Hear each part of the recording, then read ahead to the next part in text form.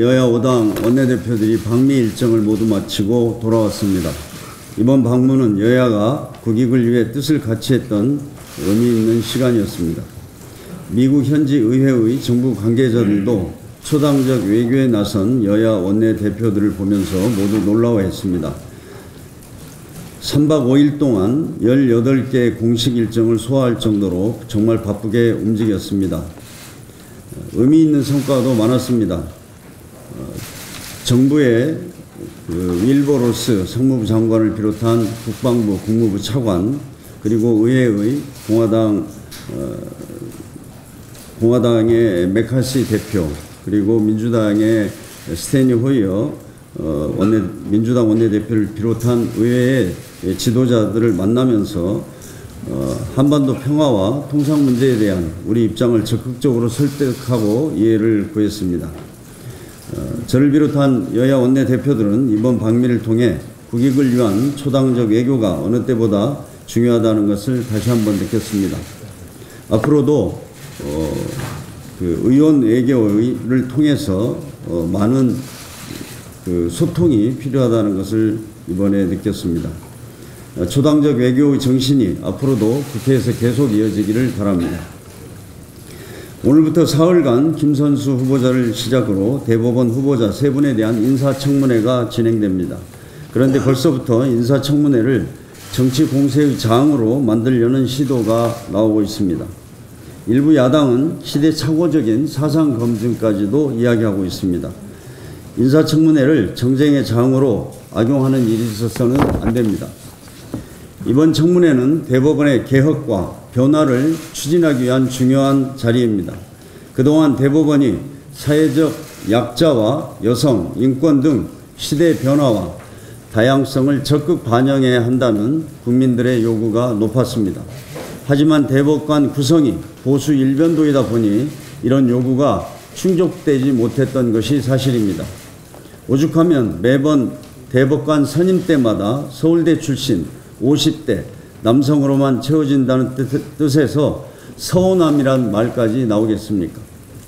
무엇보다 이번 청문회는 땅바닥에 떨어진 사법 신뢰를 회복할 적임자를 검증하는 자리여야 합니다.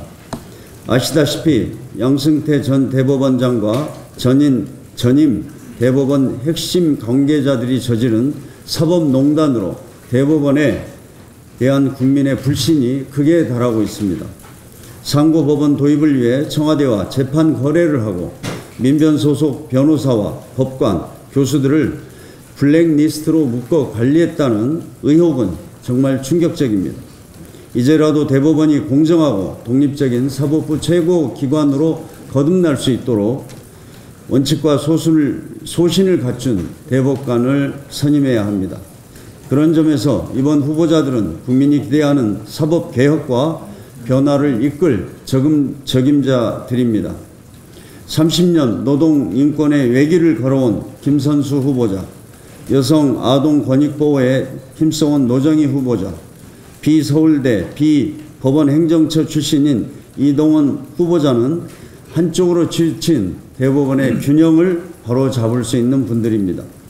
특히 김선수 후보자는 대법관 추천위원회가 3년 연속 후보자로 추천할 정도로 충분히 검증받은 분입니다.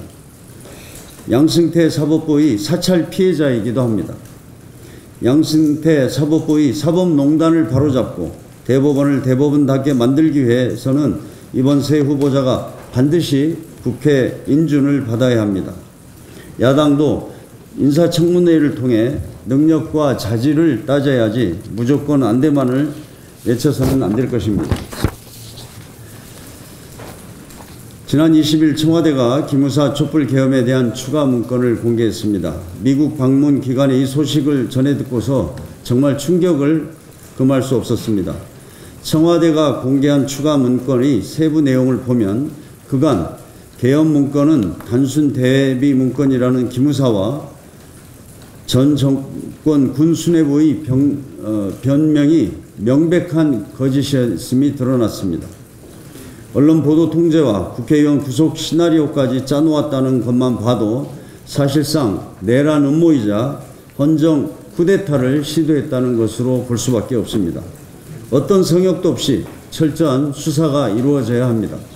오늘 출범하는 민군합동수사본부는 그동안 밝혀진 모든 의혹을 빠짐없이 수사해서 이번 사건의 주동자와 관련자들을 밝혀내야 할 것입니다. 이상입니다.